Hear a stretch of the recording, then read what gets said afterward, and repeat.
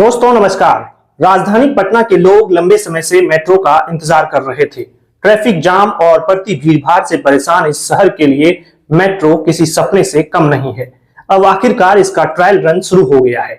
Depot में बने 800 metre लंबे ट्रैक पर ट्रेन दौड़ाई जा रही है, जहां इसकी तकनीकी और सुरक्षा जांच की जा रही है।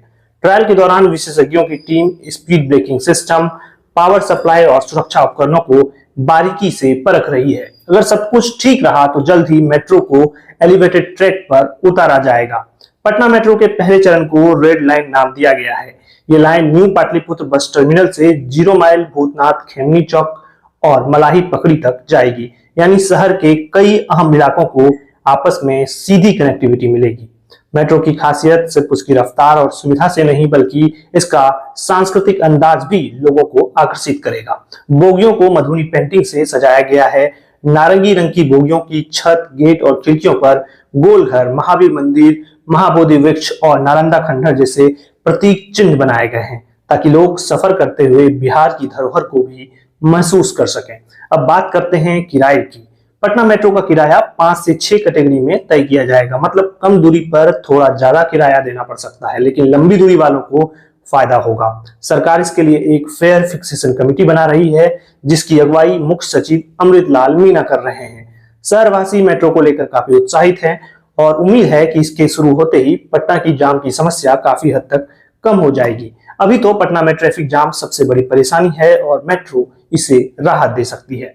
पटना मेट्रो प्रोजेक्ट के तहत 2 कॉरिडोर बनाए जा रहे हैं। पहला कॉरिडोर दानापुर से पटना जंक्शन तक, जो करीब 17 किलोमीटर लंबा होगा, तो दूसरा कॉरिडोर पटना जंक्शन से बेरिया बस स्टैंड तक, जिसकी लंबाई 14 किलोमीटर होगी।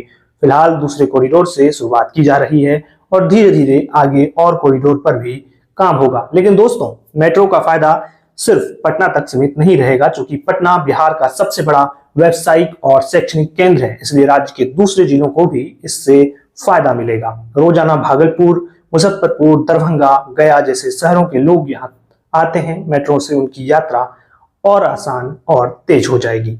यही नहीं, मेट्रो के चलते पटना में नए व्यावसायिक केंद्र भी विकसित होंगे। आसपास के जिलों जैसे वैशाली, नालंदा, भोजपुर और सारण में भी उद्योग, वेयरहाउस और कंपनियों की स्थापना को बढ़ावा मिलेगा। जमीन की कीमतें बढ़ेंगी, रोजगार के नए अवसर पैदा होंगे।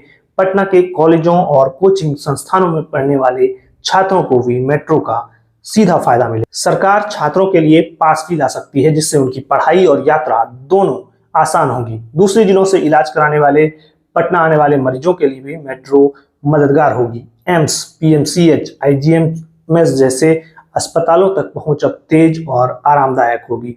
मरीजों और उनके परिवारों को लंबा ट्रैफिक झेलने से राहत मिलेगी। और दोस्तों, सिर्फ पटना ही नहीं, बल्कि बिहार के 4 और शहरों में भी मेट्रो सेवा की तैयारी चल रही है। इनमें गया, भागलपुर, मुजफ्फरपुर और दरभंगा शामिल है।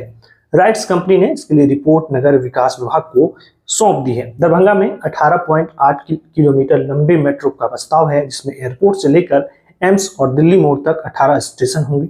मुजफ्फरपुर में 21.2 किलोमीटर मेट्रो लाइन की योजना है, जो हरपुर बखरी से रामदयालु नगर और जंक्शन इलाके को जोड़ेगी। वहीं भागलपुर में 24 किलोमीटर का रूट प्रस्तावित है, जो सेतपुर से लेकर वास्तु विहार और चंपानगर तक जाएगा। गया में सबसे लंबा 36 किलोमीटर का मेट्रो कॉरिडोर बनेगा, जिसमें 28 स्टेशन होंगे और यह विष्णुपद मंदिर, मानपुर बस अड्डा जैसे अहम स्थानों को जोड़ेगा।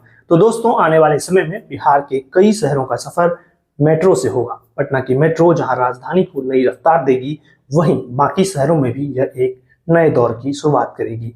और आखिर में सबसे बड़ा सवाल कि पटना मेट्रो का उद्घाटन कब होगा। तो आपको बता दें कि पहले योजना थी कि 15 अगस्त 2025 को ही मेट्रो शुरू हो जाएगा, लेकिन काम समय पर पूरा नहीं हो सका।